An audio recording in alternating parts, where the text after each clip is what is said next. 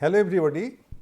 In today's class, we shall discuss edge triggered flip-flop. So in the last class, we introduced ourselves to sequential logic circuit, the fundamental primary elements of it. We discussed SR latch and SR clocked SR latch, and we found that how a level triggered SR flip-flop is made. Okay. Now, why we require a edge triggered flip flop? Okay, we require it because when it is level triggered, during when it is the clock level, the clock output is high, so the output can change, and if there is any feedback, okay, from output to input, or some input is changing, I mean, there is some transients and other things that is coming into the picture from different other part of the circuit. So that might cause more than one change in the state. During the period, the clock remains enabled. Is it clear? So instead of one state change, we can have more than one state change taking place, and that will that is not desired, and that might put the different calculation out of gear in the design process or in the implementation process. So we need to ensure that only one state change takes place, okay, and that takes place synchronous with the clock. And for that we are looking for something called edge triggering. So edge occurs only in a very short period, I mean when the clock is changing. So either positive edge triggered or negative edge triggered. If that is the way it works, then we can ensure that only one state change will take place per clock cycle, isn't it? So to do that, people have thought about various means. So we shall discuss them. So one thing that immediately comes to mind is to make the clock pulse width during which it remains enabled very narrow, okay, so narrow that it is of the order of the propagation delay, and by the which the feedback or some changes that is coming from other part of the circuit because of clocking in that particular cycle. So by that time it has become disabled, okay. See, the the pulse high has become low if it is a positive high level triggered flip flop, okay. This is the idea, that effect of this clocking, right, that will be not getting reflected back in this particular cycle itself. That is the idea. So for that, people have thought about the clock is the normal clock here and a pulse forming circuit, okay, and this is giving a positive this edge triggering, okay. So this pulse forming circuit, so one way of getting it, something like this we had seen in the discussion related to hazard before, if you remember, okay. So this is effectively a NOT gate. So the clock is going high here from say low to high at that time. So this a NOT gate output after the propagation delay, it will go from high to low, right, and when you AND these two, then for a short period after this propagation delay, right, you can see a small positive going pulse. So this clock will be available only for this circuit, okay. So because directly getting a clock with a very narrow pulse width is difficult, I mean getting a very stable clock. So a pulse forming circuit like this ensure a narrow pulse width, okay. Similarly, if you want a negative going negative going edge, a negative pulse, a small pulse width, narrow pulse width, okay, for negative triggering, okay. So if it is a low level triggered basic circuit, basic flip flop, okay, then at that time you can have NOT and OR combination, okay, and you can see that we can get a narrow pulse width which is negative going, okay. So for this particular circuit, though the basic part of the circuit is level triggered, but effectively you are getting an edge triggering. Okay, this is not actual triggering, but effectively it is edge triggering. Okay, so this is the this we can consider and go ahead. Okay, this ensures one this thing. So again, what we shall see, what we shall try to do is to again make a compact representation, and by which for edge triggered circuit, is edge triggered SR flip flop. Okay, we shall have a representation like this. Okay, where this you can see this triangle like shape here, that indicates that it is a edge triggered. Okay. So, absence of any bubble here inverter means it is positive edge triggered, and presence of a bubble like this, that is a inverter. Okay. So, that means it is a negative edge triggered. Okay. Is it clear? And for the truth table, we can indicate this by putting a this arrow mark going upward, that it is positive edge triggered, and when this edge comes, so 0 0, the now we are indicating that only one state change is taking place per clock cycle. It is we are ensuring. So then the previous value is retained. Okay, 0 1 it is 0, 1 0 it is 1, and 1 1 as was discussed before, it is forbidden. Okay, and so the corresponding timing diagram. Okay, so the way we had seen before, now we can see that whenever in the earlier case, if there were when it is high, more changes in S and R occurs, I mean then it would have been reflected, but here it will not be reflected, only in these edges, these positive going edges. Okay, in a edge triggered flip flop, the circuit is state is allowed to change. Okay. So at that time it will see what is the value of S and R. So here it was allowed to change Q as 0, so that time S and R are 0, so no change. Okay. So here again it is at T1, it is allowed to change. At that time it finds that S is equal to 1 and R is equal to 0. Okay. So then the output becomes 1. So after that, here the clock is high, this has become 0, this has become 1. You can see that thing if I draw the diagram, but no change in the output has taken place. Okay. Had it been level triggered, immediately there would have been a change. So that is not what is happening, and it will happen again, I mean it will depend only again in the this edge whenever it comes, and depending on the value of S and R at that time, so S is equal to 0 and R is equal to 1. Okay. So it gets reset, it becomes value becomes 0. So this is the way it progresses. This is the difference between edge triggered and level triggered flip flop and their timing diagram. Okay. So now we look at other varieties of flip flop that is used in the sequential logic design. Okay. So one is called D flip flop. So what is how D flip flop is designed? How does it look like? So the D flip flop, we know this is basic the SR flip flop part of it. Okay. So this was S input and this was R input, and this is the clock that is already known to us. So you put a inverter between S and R, by which this there becomes only one input to it, because S and R are connected in this manner. Okay. So this is a single input. Of course, the clock trigger is there, I mean other than that clock, and the Q is the output, and Q bar of course a complementary output is there. So this is the way D flip flop is arranged. Okay. So for D flip flop, whenever the clock is 0, no or 1, I mean the no edge has come. Okay. The normal say 0 or 1. Okay. So irrespective of the value, the previous value will be returned. Okay. So whenever it is 0,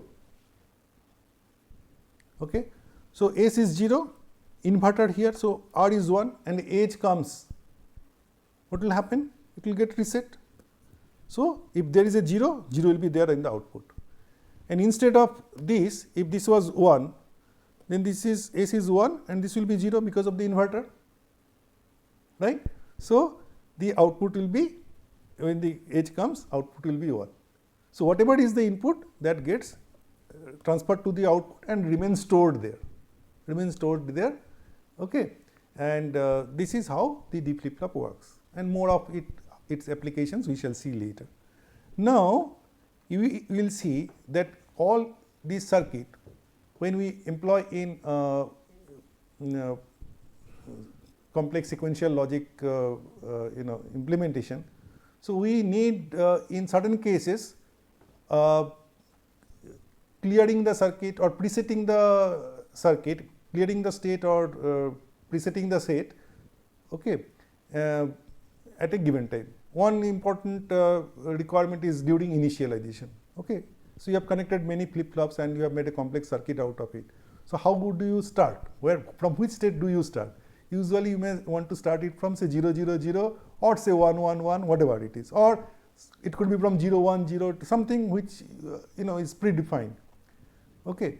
So, in that case, we need something by which it can be initialized in that manner, okay, or some state can be introduced without the application of the clock. So, that is called asynchronous presetting or asynchronous clearing.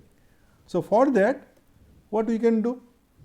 So, this is the clock part of the circuit, right.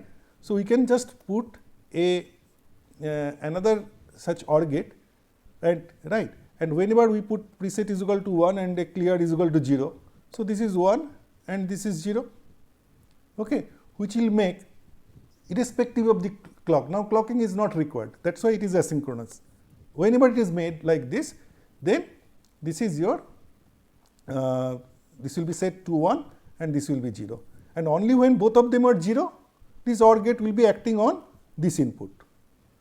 When both of them are 0, right, this is a non-forcing input for the OR gate. So, whatever is coming from here, this AND gate and this AND gate, through clocking and all, through whatever is present in the D flip flop, okay. So, that will be deciding what is the output. So, similarly for clearing, we will make it 1, this is 1 and this is 0. So, that will make it 0, okay, and this will become 1, right. This is clear. So, this is shown for D flip flop, and then in the case of symbol, again to make a compact representation. So, we will be putting here PR and clear, that is preset and clear. So, if it was this, because it is active high preset, active high clear. So, if active low, then we would have put a bubble here and put a bubble here. So, instead of this high, if there was a NOT gate put before this, okay, right, then we would have put a bubble over there. Is it clear? So, this has been shown for D flip flop. It could be for SR flip flop also, it could be for any other flip flop. This kind of asynchronous preset clear can be designed.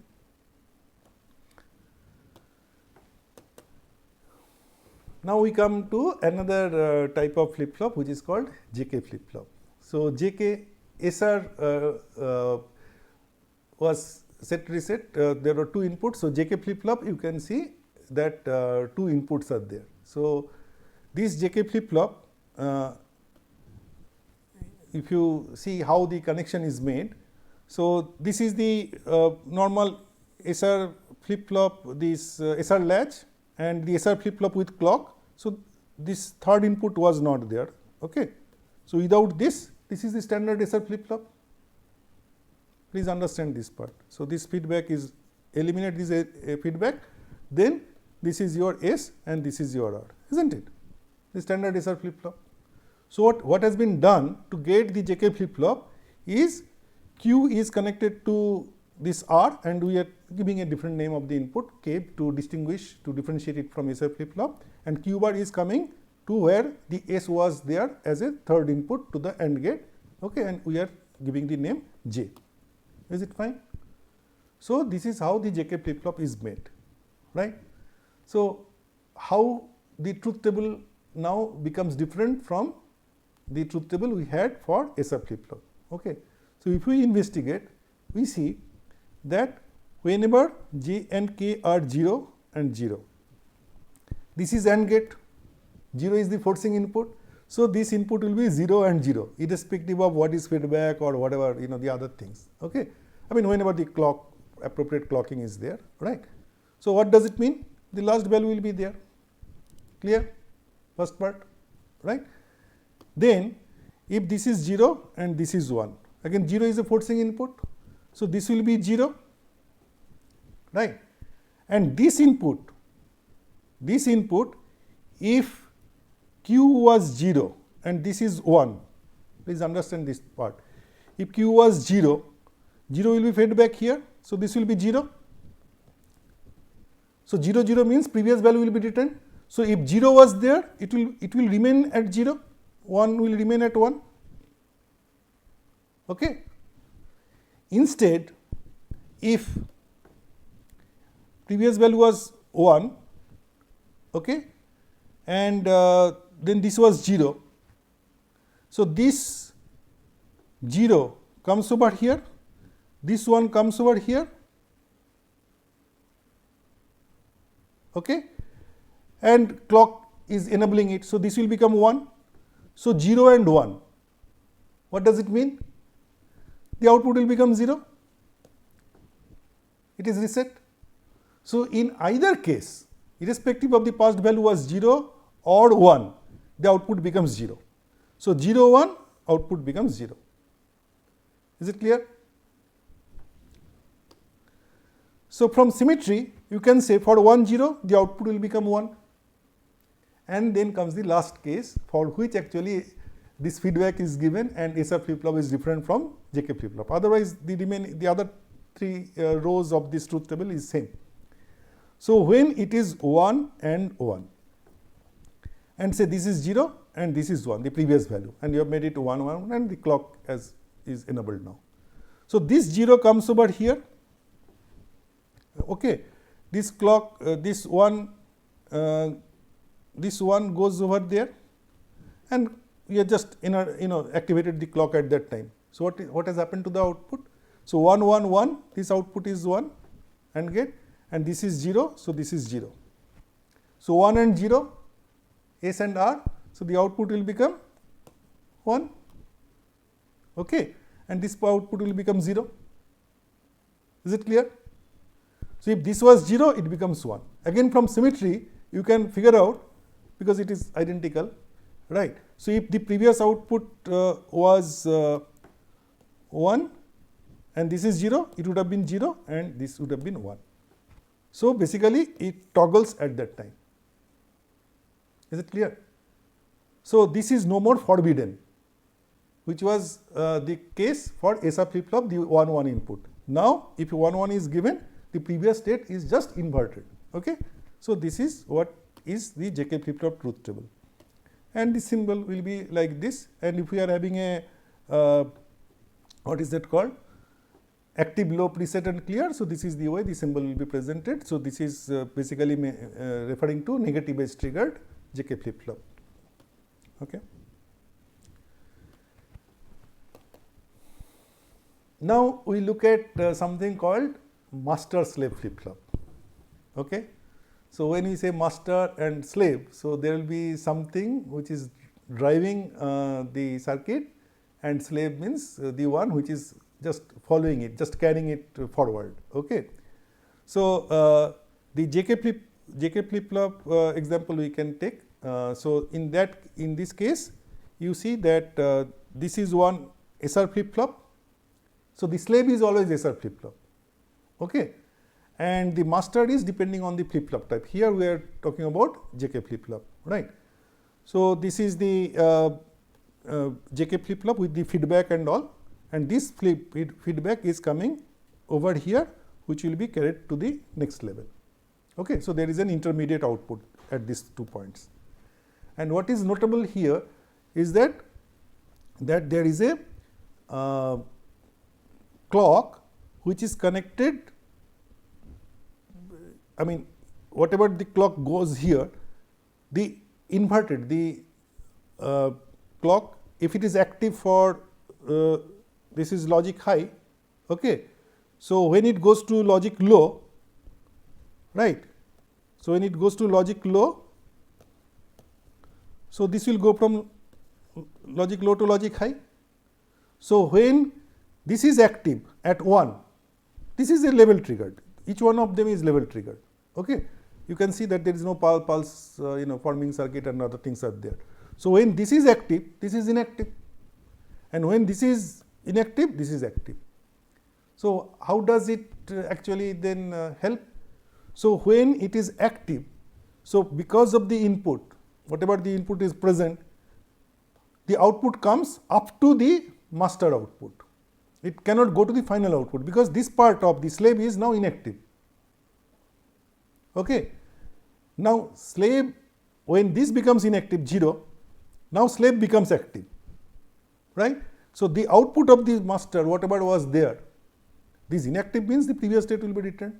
These are all 0 is means 1 1. So, previous state will be returned. So, master output is retained. So, that master output now goes to the final output. Okay. So, now even if the feedback is there,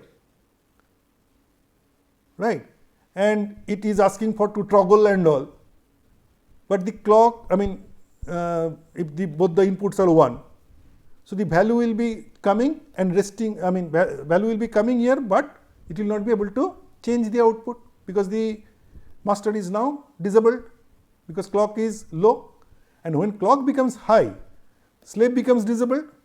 So, because of which this is say toggles, but the output will come over here, okay, but it will not be going to the next stage, slave stage. So, only one state change is guaranteed, okay, within this. But if something is coming from different other places, when this clock is high, it need to be stable. Okay, so that is another part of the story. And effectively, then we are getting that whenever it goes, it was high, master has changed. Whenever it has gone low, the slave is changing. Okay, and after that, there is effectively no change can occur. Slave can change here, but no way the output can alter at that time, because the master has gone low. So, effectively you are getting a negative edge triggering over here, isn't it? So, that is another way of getting the edge triggering in a roundabout way, you can say, okay, where individually they are level triggered and we do not have restriction on narrow pulse width and things like that. Okay. But there are conditions like the input need to be a bit stable, input need to be stable and all. Okay. And instead of JK flip-flop, you want SR master slave or D master slave, then we need to have this initial stage to be D or SR, and the slave will always be SR flip-flop, because there are two inputs coming from Q and Q bar of the master. Okay. And this is one way people have, I mean this is the compact way people have made a presentation of representation of master slave flip-flop. So, the clock is level triggered, but the output is changing at the falling edge. Okay. So, this is the way people have indicated, and if there is a preset and clear available, okay, then asynchronous, so that will be indicated in this manner. Okay. Now, we shall look at edge triggering by input lockout. This is something which perhaps you would be finding very close to what an edge triggering circuit should look like. So, no roundabout way, no narrow pulse width and pulse forming circuit, or master slave and basically stable input at the master. So, all those things part can be conditions can be eliminated, and let us see how it works, and we take a D flip-flop as an example. Okay. So, the basic circuit you can see that there is one kind of latch here, this is another latch and this is another latch. Okay. So, 1, 2, 3, 4 and 5, 6, right. And one point to be noted that here there is a, this 3 is 3 input, rest all are 2 input. Okay. Now, we see how this circuit works, Okay. We shall go through examples. Okay.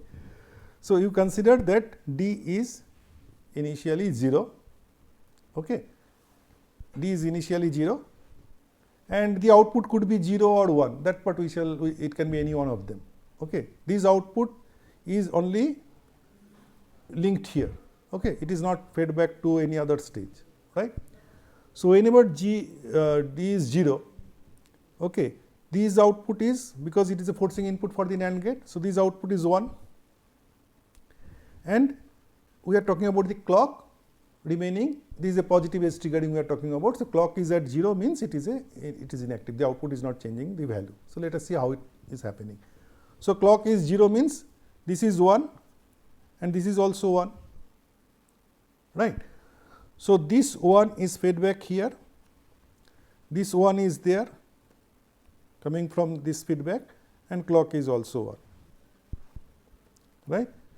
So, this 1 is again going back to this place, this 1 is over here. So, 1 1 is making it 0, right. So, 1 1 the previous value will be written, if it is 0 it will be 0, it will be 1 it will remain 1 and vice versa. I mean the Q and B will be just the opposite of it. Is it clear? Now, what happens? Clock changes from 0 to 1. Okay. So, what are the gates that will get affected first? The gates that are connected directly to the clock. Okay. So, clock becoming, this is 0 and this is 0 and this 0 is fed back here. Okay. So, clock becoming 1 means this is becoming 1. Okay. So, these three ones make it 0. Now, clock has become 1 here, but this particular gate, this 0 is over there. So, this 0 is holding it to 1. Okay. Is there any other change? No, because when this 0 is, it has become here. So, 0 fed back here, this 0 is holding back it to 1, there is no such change. So, this 1 and this 1 together it is 0. So, what we see that 1 and 0 will be occurring. Okay. So, that will make this 0 go to 1, because for the NAND gate this is the forcing input and this 1 1 fed back it is 0. So, whatever be the previous value 0 or 1, this will be 0 and this is 1. Okay. So, if D is 0, Q becomes 0, that is what the D flip flop how it should look like. Now, whether it is edge triggered or not, let us see. Now, the clock is at 1, right. We have seen that when clock becomes high, it is changing like this, clock has become 1, right. So, what are the outputs at that time? This was 0, D was 0. Okay. So, D was 0 means this was 0 and this is 1, clock is at 1. Okay. This is 0 means this was 1, okay. This was 0, right. And what else? So, this is 1 and this 0 is coming over here, right. I am talking about this stage, I have not talked about changes. Okay. And this 1 is coming over here. So, this 0 is here, clock is 1. Okay. So, now all the inputs have been understood and we are over here at this place, right, before changing the D. So, clock is 1, now we have changed D from 0 to 1. What happens when clock changes from 0 to 1? So, we have to see where it gets first where it first affects. So, it first affects this particular NAND gate, because D is connected only to that, right. So, 0 to 1 when it becomes, so this becomes 1. So, what is the corresponding effect? So, this gate already the other input of it is 0. Okay. So, 0 and 1 it will remain at 1 only, is not it. So, and this 1 is fed back here and it remains 1 only. So, it remains 0. So, there is no other gate is getting affected. So, at this change you see the one that are important. So, all of them are remaining at the previous value. So, even if input has changed, the input is locked out. Okay. So this is what is happening. Even if the clock is high, change over here is not making any difference, right? Only when clock goes from 0 to 1, there is a difference, there is a change occurring. And you can see the same thing occurs if the situation was for d is equal to 1 and clock was 0. Okay. You can see that the same way you can look at if you, the changes that are taking place, okay, that this output will become 1 and this output will become 0, okay, at when the clock goes from 0 to 1. And when it is clock is at 1 and if input changes from 1 to 0, okay, this output will change from 0 to 1. This output will change from 0 to 1. So this 1 gets fed back here, but the other input of it is 0, so 0 will hold back it to 1 and no further change that gets transferred to the final stage. Okay. So similar analysis like what we had done before. So if we do, we shall see that and the intermediate outputs are shown that 0 to 1 there is a change, the output becomes 1 if this is 1, and when clock is at high, then at 1 when it is 1 to 0, okay, the changes are taking place only here, but after that no further changes there. So basically, though there is a change in input, the input is getting locked out. Okay. So this is what we note, and this is the way you can get edge triggering for D flip flop by locking out the input. So similar thing we can do for SR, JK, other type of flip flop. Okay. And finally, for a D type edge triggered flip flop, okay, we can put asynchronous preset and clear, and this is a standard circuit that I show you, IC 744, okay, 7474, okay, from where it is a dual, that means two such positive edge triggered flip flop is there with asynchronous, active low, preset and clear. So this preset and clear are there. You can see this preset input is going directly over here. Okay. So if it is 0 and this is 1, so this will become 0 and this will become 1, right? And then this output will become 1 and this output will become 0, right? So that is active low. So when it is low, it is becoming high, right? So if you look at the cases when the clock is 1, so basically the clock will be 1 at that time. Sorry, clock is inactive clock, so this is 0, okay, and this is 1, and so rest of the things you can see. Is it fine? Okay. So with this